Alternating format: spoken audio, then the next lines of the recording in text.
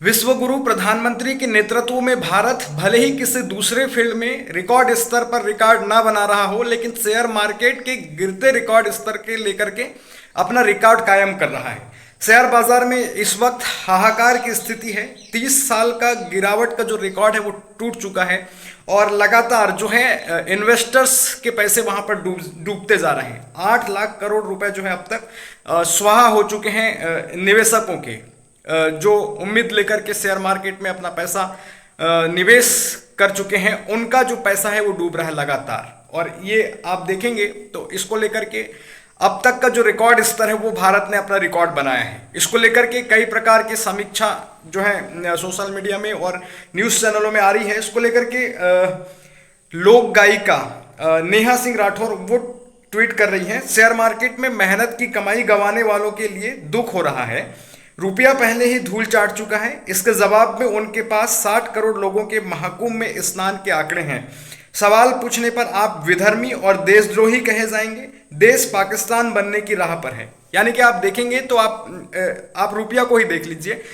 रुपया की स्थिति ये हो चुकी है आज वर्तमान समय में कि $1 जो है 87 रुपया 86 रुपया के आसपास जो है अपना रिकॉर्ड कायम कर रहा है। और ये वही प्रधानमंत्री हैं जो प्रधानमंत्री बनने से पहले बड़े बड़े वायदे करते हुए देश के सामने ये कहा करते थे कि ऐसा रिकॉर्ड स्तर पर जो है रुपया नहीं गिरता डॉलर के मुकाबले। मैं प्रधानमंत्री हूँ, गुजरात का प्रधानमंत्री के तौर पर काम कर रहा हूँ, देख रहा हूँ मित्रों कहें इस प्रकार से नहीं हो सकता, बोले ये देश की सरकार की नीतियों की वजह से रुपया गिर रहा है। तो आज क्यों रुपया गिर रहा है इसका जवाब प्रधानमंत्री को देना चाहिए। आज $1 87 रुपए के लगभग बराबर में जा रहा है और ये इसी प्रकार से रिकॉर्ड बनाता रहा तो $1 100 रुपए के बराबर हो जाएगा। इसको लेकर के आप देखेंगे शेयर मार्केट और रुपया ये लगातार गिर रहे हैं देश पे। और शेयर मार्केट की जो स्थिति है वो आप देखेंगे अभी सेंसेक्स जो है 1414 अंक गिर करके 73,198, निफ्टी 420 अंक गिर करके 22,124 पर बंद हुआ। और निफ्टी में इतिहास की दूसरी बड़ी गिरावट जो है दर्ज हुई है। 5 महीने में 16% गिरा है निफ्टी। और लगभग आप देखेंगे तो सभी जो कंपनी के शेयर्स है वो गिर रहे हैं लगातार। यहाँ पर ओला इलेक्ट्रिक हो, अदानी ग्रीन हो, वोडाफोन आइडिया हो, Cochin Shipyard, ITI, Adani Total Gas, Oil India, Adani Energy Solutions, हुडको, न्यू इंडिया इंश्योरेंस, ये सभी जो है अपने शेयर में जो है इन्वेस्टर्स के पैसे डूब रहे हैं। और इसी प्रकार से ये गिरावट लगातार जारी है और गिरावट की 3 बड़ी वजहें बताई जा रही है। वर्तमान में जो शेयर मार्केट क्रैश हुआ है भारत में लगातार रिकॉर्ड स्तर पर गिर रहा है, उसको लेकर के 3 बड़ी वजह बताई जा रही है। एक बड़ी वजह तो आपने ये भी देखा कि प्रधानमंत्री नरेंद्र मोदी अमेरिकी दौरे पर थे और वहां पर डोनाल्ड ट्रंप ने भारत को टैरिफ किंग बताया था प्रधानमंत्री के सीधे मुंह पर। और साथ ही उन्होंने प्रधानमंत्री को धमकी दी, यानी कि भारत को धमकी दी थी कि भारत टैरिफ किंग है और हम उनके ऊपर रेसिप्रोकल टैरिफ लगाएंगे। यानी कि भारत के ऊपर रेसिप्रोकल टैरिफ लगाने की बात जैसे ही डोनाल्ड ट्रंप ने की तो भारतीय शेयर मार्केट गिरने लगा और इन्वेस्टर्स के पैसे डूबने लगे और कई विदेशी निवेशक यहां से पैसा लेकर के भागने लगे। तो इसकी जो 3 बड़ी वजहें इस अखबार ने छापी है दैनिक भास्कर ने, उसमें आप देखें ट्रंप ने गुरुवार को कहा कि मैक्सिको व कनाडा पर 4 मार्च से टैरिफ लगेगा। चीन को 10% अतिरिक्त टैरिफ देना होगा, इससे ट्रेड वार की आशंका बढ़ी। दूसरा देखिए एशियाई बाजारों में गिरावट रही, हांगकांग के बाजार गिरे। इसके बाद आईटी कंपनियों में मुनाफा वसूली हुई, जापानी बाजारों में बिकवाली हावी रही। फिर तीसरा कारण बताया गया अमेरिका में साप्ताहिक बेरोजगारी दावों में अनुमान से ज्यादा वृद्धि हुई, चिंता हुई कि अर्थव्यवस्था धीमी हो सकती है, इससे आईटी इंडेक्स 4% गिरा। तो ये खबर है दैनिक भास्कर की जिसमें वो बता रहे हैं कि शेयर बाजार में इस महीने और सप्ताह के आखिरी कारोबारी दिन शुक्रवार को भूचाल आया। सेंसेक्स 1414 अंक गिरकर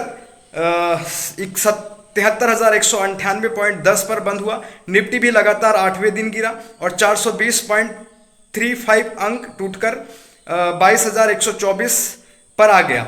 सेंसेक्स निफ्टी की है इस वर्ष की सबसे बड़ी एक दिनी गिरावट है। दोनों इंडेक्स फरवरी में करीब 6% टूट चुके हैं और लगातार 5वें दिन लाल निशान पर बंद हुए हैं।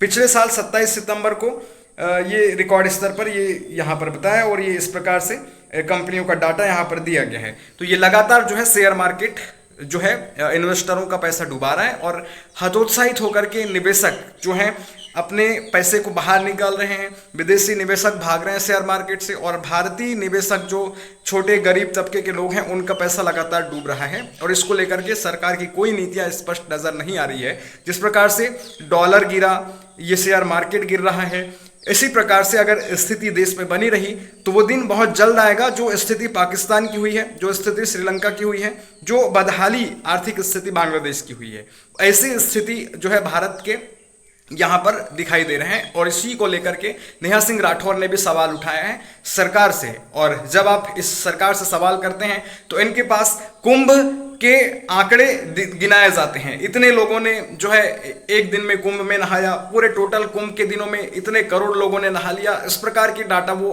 देते हैं। और हाल ही में अभी एक और रिपोर्ट जारी हुआ है कि कुंभ में नहा के आने के पश्चात लगभग 50% यानी कि 50 से 60% लोग जो हैं बीमार हो रहे हैं, विभिन्न प्रकार की बीमारियों से ग्रसित हो रहे हैं। तो इसका वो डाटा नहीं बताएगी सरकार, ना ही इसकी जांच करेगी और ना ही इसका इलाज करवाएगी।